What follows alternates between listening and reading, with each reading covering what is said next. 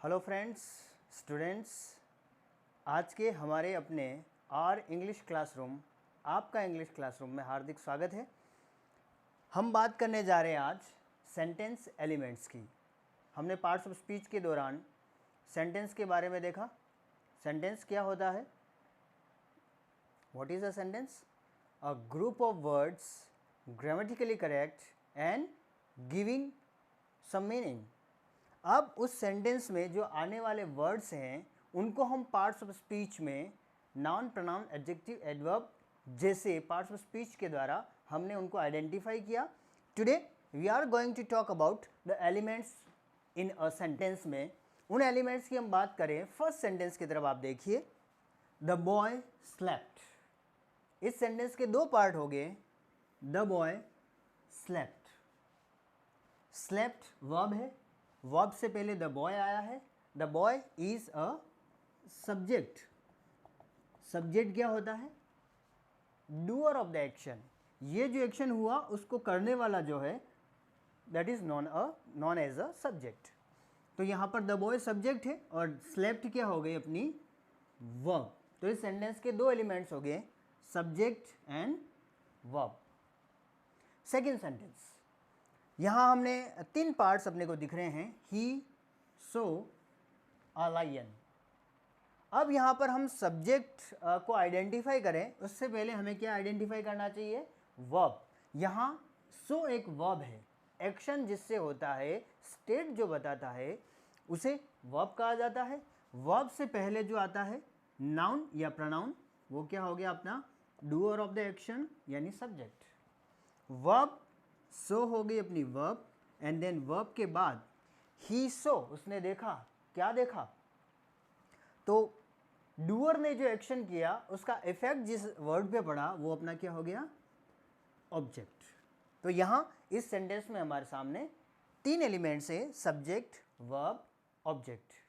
Object दो प्रकार के होते हैं। यहाँ पर सिर्फ हमने डायरेक्ट ऑब्जेक्ट की बात की है, आगे बढ़ते हुए हम इनडायरेक्ट और डायरेक्ट दोनों ऑब्जेक्ट्स की बात करेंगे। अगर थर्ड सेंटेंस को हम देखें तो हमारे पास यहाँ पर Nayan is a painter. Nayan noun है, वर्ब से पहले आया, क्या कहलाएगा? सब्जेक्ट। इज यहाँ पर वर्ब है, और वर्ब कौन सी वर्ब है ये? क्या ये हेल्पिंग वर्ब है?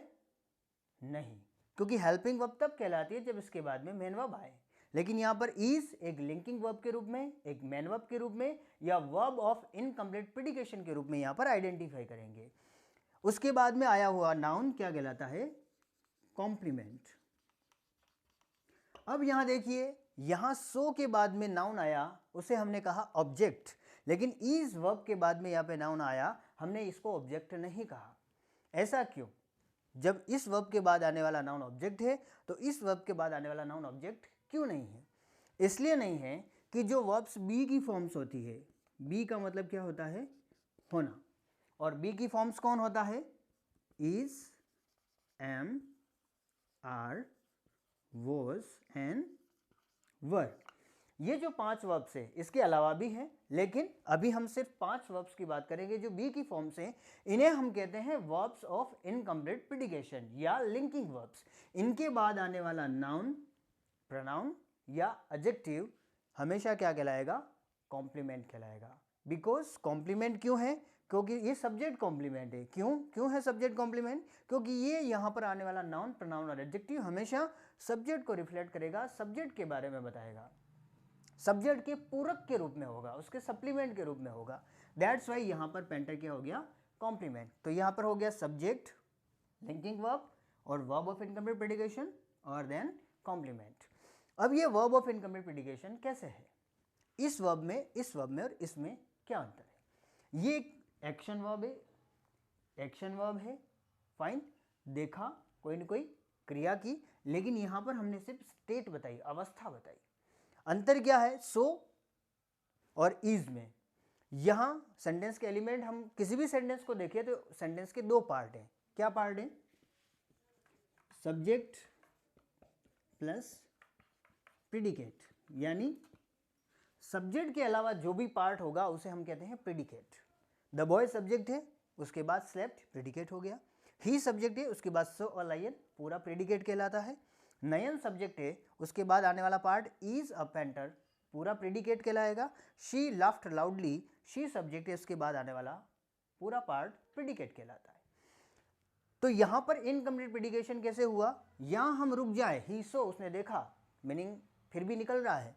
द बॉय स्लेप्ट लड़का सो गया, कंप्लीट मीनिंग है। लेकिन नयन इज, यहाँ पर हम रुक जाए इज पे, मीनिंग कंप्लीट नहीं होगा। नयन इज, नयन है, क्या है, कौन है, कहाँ है, कैसा है, जवाब अधूरे है, तो इसलिए ये इनकम्प्लीट प्रेडिकेशन है। उसको कंप्लीट करने के लिए किसी नाउन, प्रोनाउन, एडजेक्टिव की जरूरत पड़ती है, इसलिए इसे क्या कहते हैं, कॉम्प्लीमेंट। देन हम फोर्थ सेंटेंस की तरफ बढ़े। शी लाफ्ड लाउडली, शी क्या हो गया, सब्जेक्ट हुआ, doer of the action, verb से पहले। लाफ्ड वर्ब, हंसी, कैसे हंसी, इन व्हाट मैनर, यहां वर्ब को मॉडिफाई किया जा रहा है लाउडली के द्वारा, लाउडली क्या हो गया, एडवर्ब। तो इस तरह से हमने देखा, देखो हमारे पास कितने एलिमेंट्स आ गए हैं, subject, verb, object, complement and adverb. So we have 5 sentence elements. First one subject, second one verb, third one object. There are 2 types of objects, indirect object and direct object. Fourth complement, complement भी 2 तरह के, subject complement और object complement, उनको हम जब भी आगे पढ़ेंगे डिटेल में पढ़ेंगे। एंड देन नेक्स्ट होता है आपका एडवर्ब या adverbial. These 5 elements are known as sentence elements. कोई भी सेंटेंस में इन किन्हीं चाहे 2 एलिमेंट, चाहे 3 एलिमेंट, चाहे 1 2 3, चाहे 1 2 3, चाहे 1 2 3 या 5 एलिमेंट्स भी किसी सेंटेंस में हो सकते हैं। तो इस प्रकार से we have talked about sentence element. अभी हमने सेंटेंस एलिमेंट्स की बात की। सेंटेंस जानते हैं आप, हमने पहले बात कर चुके हैं। सेंटेंस के एलिमेंट्स आपने देख लिए, subject, verb, object, complement and adverbial. Now we are moving ahead and going to talk about types of sentences. वाक्यों के प्रकार। अब वाक्यों के जो प्रकार होते हैं उनको आप 2 तरह से प्रकारों में जानते हैं, types of sentences according to structure and types of sentences according to function. जब आप कहते हैं अफर्मेटिव सेंटेंसेस या declarative sentences, negative sentences, interrogative sentences, exclamatory sentences, imperative and optative sentences, it means you are talking about the types of sentences according to function. But we are here going to talk about types of sentences according to structure. 3 तरह के यहाँ पे हैं, बल्कि कभी कभी 4 प्रकार के वाक्यों की भी यहाँ पे बात की है, लेकिन मेनली हम 3 प्रकार के वाक्यों की यहाँ पे बात करेंगे, simple sentences, compound sentences and complex sentences. इनके बारे में जानना क्यों ज़रूरी है कि चाहे आपका 11th के कोर्स में जहाँ पर हम सेंटेंस या क्लोजेस के बारे में हम पढ़ते हैं, और कॉम्पिटिटिव सारे एग्जाम्स में या ग्रेजुएशन के दौरान जब आप क्लोजेस पढ़ते हैं, तब टाइप्स ऑफ सेंटेंसेस एक बहुत बड़ी समस्या है स्टूडेंट्स के सामने। उनको वाक्यों को पहचानना और उनका सिंथेसिस करने में बहुत बड़ी समस्या होती है। यहाँ पर हमें क्या पूछा जाता है कि सेकंड ग्रेड एग्जाम में भी वहाँ पर आपको सेंटेंस को आइडेंटिफाई करना होता है। तो कई सारे स्टूडेंट्स को यहाँ पे बहुत सारी मुश्किल आती है, कई बार मुझे बताया जाता है। तो आज हम उन सारी समस्याओं का यहाँ पर समाधान करने वाले हैं कि हम सेंटेंस को पहचान सके कि वो सिंपल है, कंपाउंड है या कॉम्प्लेक्स है। यहाँ हम बात जो कर रहे हैं टाइप्स ऑफ सेंटेंसेस की, उसमें पहला सिंपल सेंटेंस है। सिंपल सेंटेंस जैसे आपने कहा, ही met me at the station। अब यहाँ पे ही, जैसे हमने सेंटेंस एलिमेंट्स की बात की अभी, ही क्या हो गया यहाँ पे, सब्जेक्ट, मेट हो गई वर्ब, देन मी हो गया object, at the station adverbial. Okay, इस वाक्य में आप देखें तो आपका एक सब्जेक्ट और एक ही फाइनाइट वर्ब है। फाइनाइट वर्ब, जब हम बात करते हैं finite verb, okay, we will talk about it, finite verb क्या होती है। तो यहाँ पर इस सेंटेंस में एक सब्जेक्ट और एक ही फाइनाइट वर्ब है, इसे हम कहते हैं सिंपल सेंटेंस। फाइनाइट वर्ब वो होती है जो सब्जेक्ट के नंबर, पर्सन से प्रभावित हो या टेंस के अकॉर्डिंग वो प्रभावित होती है, वो फाइनाइट वर्ब कहलाती है। यहाँ हम एक और सेंटेंस आपके सामने मैं एग्जाम्पल के रूप में लिखता हूँ, He asked me to go। अब यहाँ पे देखिए ही सब्जेक्ट है, आस्क्ड वर्ब है, मी ऑब्जेक्ट है, टू गो, टू के बाद में गो, यहाँ ये मेन वर्ब है जिसे हम कहते हैं फाइनाइट वर्ब। यहाँ पे गो भी वर्ब है, आप जानते हैं बचपन से पढ़ते हैं गो कम, गो वर्ब है। इस वाक्य में कितनी वर्ब्स हो गई अब आपकी? 2 वर्ब्स है, लेकिन फाइनाइट वर्ब कितनी है? एक ही है। क्यों? गो चाहे यहाँ पे कोई सा भी टेंस है, टू के बाद आने वाला गो टू इन्फिनिटिव कहलाता है, कभी भी वो टेंस को नहीं दिखाएगा, इस सब्जेक्ट के नंबर और पर्सन से प्रभावित नहीं होगा, इसलिए फाइनाइट वर्ब नहीं है। एक ही फाइनाइट वर्ब है जो टेंस भी दिखा रही है। अब he is asking me to go, he has asked me to go, he asks me to go, he will ask me to go, there is no change in to go, but यहाँ पर verb change हो रही है frequently tense के according, that's why this is finite verb. तो जिस sentence में subject के बाद में एक ही फाइनाइट वर्ब है, वो सेंटेंस सिंपल सेंटेंस कहलाता है। ओके, किसे कहेंगे सिंपल सेंटेंस? जिस सेंटेंस में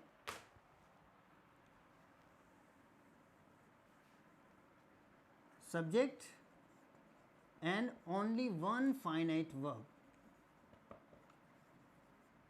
this is known as simple sentence.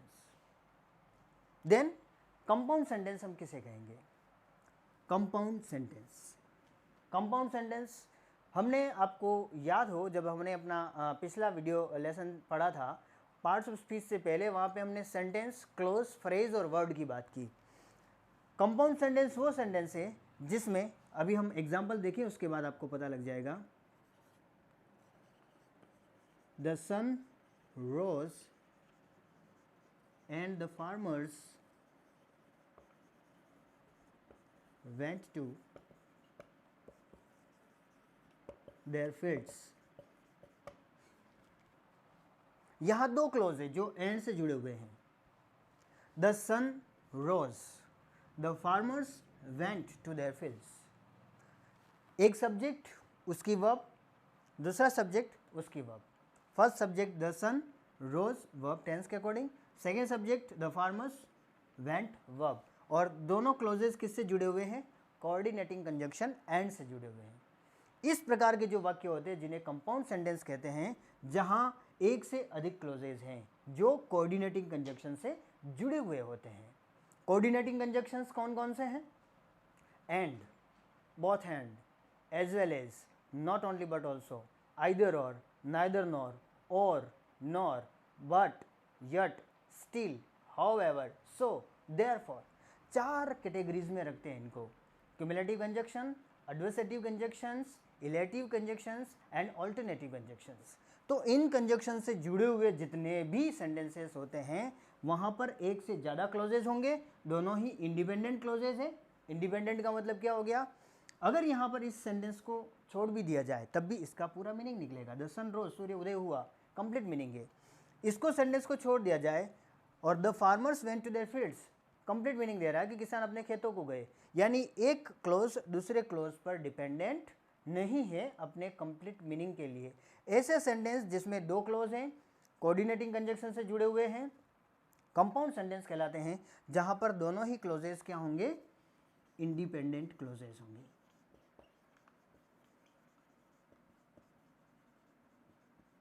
Independent closes जो एक दूसरे पर अपने मीनिंग के कंप्लीट करने के लिए डिपेंड नहीं करते हैं, that's why they are known as independent clauses. तो यहाँ पर कोऑर्डिनेटिंग कंजंक्शन से जुड़े हुए जितने भी क्लोजेस हैं वो सारे के सारे कंपाउंड सेंटेंस कहलाते हैं। Then we move ahead to complex sentence. Complex sentence किसे कहेंगे? यहाँ पर एक ही फाइनाइट वर्ब थी, यहाँ पर देखिए कोऑर्डिनेटिंग कंजंक्शन से जुड़े हुए 2 क्लोज हैं, अपनी अपनी फाइनाइट वर्ब लिए हुए हैं, कंपाउंड सेंटेंस हो गया। And then third one, complex sentence. He worked hard so that he might succeed। अब यहाँ देखिए सो दैट से जुड़े हुए यहाँ पे भी दो क्लोजेस हैं। ही वर्कड हार्ड, ही सब्जेक्ट, उसकी वर्ब होगी finite verb worked. Second close हो गया ही सब्जेक्ट, उसकी फाइनाइट वर्ब होगी might succeed. Okay, so that से जुड़े हुए। अब यहां पर देखिए सो दैट एक सबऑर्डिनेट कंजक्शन है। सबऑर्डिनेट कैसे कैसे हुआ, अब इसके वाक्यों के मीनिंग पे जाइए। So that he might succeed, ताकि वो सफल हो सके। क्या मीनिंग कंप्लीट है इसका? ताकि वो सफल हो सके तो क्या, तो उसके लिए वो क्या करेगा, क्या किया उसने, वो मीनिंग के लिए डिपेंड कर रहा है मेन क्लॉज पे। ही वर्कड हार्ड, उसने मेहनत की ताकि वो सफल हो सके। अब यहां पर गए उसने मेहनत की ताकि, ताकि क्या, मीनिंग इनकम्प्लीट। तो इस तरह से यहां पर क्या होता है, सबऑर्डिनेट कंजंक्शन है, आश्रित उपवाक्य होगा यहां पर, सबऑर्डिनेट कंजंक्शन से जुड़े हुए सबऑर्डिनेट क्लॉज है। ये जो क्लॉज कहलाता है वो सबऑर्डिनेट कंजंक्शन के बाद आने वाला क्लॉज सबऑर्डिनेट क्लॉज कहलाता है, और पहले वाला क्लॉज आपका क्या कहलाता है, मेन क्लॉज। सबऑर्डिनेट कंजंक्शंस जितने भी हैं, चाहे वो कंडीशनल है, if, unless, provided that, providing that, so that, to, when, where, how, why, what, इस तरह से जितने भी सबऑर्डिनेट कंजंक्शंस हैं उनसे जुड़े हुए जो दो क्लॉजेज हैं, सबऑर्डिनेट क्लॉज होगा सेकंड वाला जो सबऑर्डिनेट कंजंक्शन के बाद आएगा, वो मेन क्लॉज पे अपने कंप्लीट मीनिंग के लिए डिपेंड करेगा। ऐसे जो सेंटेंस होते हैं उन्हें हम क्या कहते हैं, complex sentences. So there are 3 types of sentences. Is it clear? Simple sentence, एक ही सब्जेक्ट, एक ही फाइनाइट वर्ब। कंपाउंड सेंटेंस, ऐसा सेंटेंस जिसमें 2 और मोर देन 2 क्लोजेज हो सकते हैं, एक से ज़्यादा भी, 2 से ज़्यादा भी क्लोजेज हो सकते हैं, लेकिन वो जुड़े हुए कैसे होंगे, कोऑर्डिनेटिंग कंजंक्शन से। कोऑर्डिनेटिंग कंजंक्शंस जैसा हमने बात की, और अभी भी मैं आपके सामने वो सारे कंजंक्शंस बताने वाला हूँ, उनसे जुड़े हुए दो जो इंडिपेंडेंट क्लॉज होंगे वो कंपाउंड सेंटेंस है। और कॉम्प्लेक्स सेंटेंस जो सबऑर्डिनेट कंजंक्शन से जुड़े हुए आश्रित उपवाक्य होंगे। सेकंड जो क्लॉज होगा वो सबऑर्डिनेट क्लॉज है और वो मेन क्लॉज पे डिपेंड कर रहा है, वो कॉम्प्लेक्स सेंटेंस कहलाएगा। अब किसी भी एग्जाम में जब आपको सेंटेंस को आइडेंटिफाई करना है, ये 3 प्रकार के वाक्यों को, आपने कुछ चीज़ें देखी, अभी मैं आपके सामने सिर्फ आपको क्या करना है, सिंपल सेंटेंस में सब्जेक्ट के बाद में फाइनाइट वर्ब, सिंपल सेंटेंस, उसके बाद में और कोई क्लोज नहीं है, टू इन्फिनिटिव हो सकता है, ओके, देन वो फाइनाइट वर्ब नहीं है, सिंपल सेंटेंस। कंपाउंड सेंटेंस को आइडेंटिफाई करना है, आपको कंजंक्शन याद रखने हैं, जो कोऑर्डिनेटिंग कंजंक्शन से उनसे जुड़े हुए जितने भी क्लोजेज हैं वो कंपाउंड सेंटेंस बनाएंगे। कॉम्प्लेक्स सेंटेंस को आइडेंटिफाई करना है, कंजंक्शन समझना है, जितने भी सबऑर्डिनेट कंजंक्शंस हैं उनसे जुड़े हुए जो दो क्लोजेज है वो हमेशा कॉम्प्लेक्स सेंटेंस बनाएंगे। So when you want to identify a sentence whether it is a simple sentence, compound or complex sentence, so simple sentence doesn't have any conjunction, but compound and complex sentences have conjunctions, coordinating conjunctions and subordinate conjunctions. So on the basis of these conjunctions you can identify whether this sentence is a compound sentence or it is a complex sentence. ये lesson आपको अच्छा लगा है तो इस video को ज़रूर like करें, शेयर करें, कमेंट करें और सब्सक्राइब करना हमारे चैनल को नहीं भूले।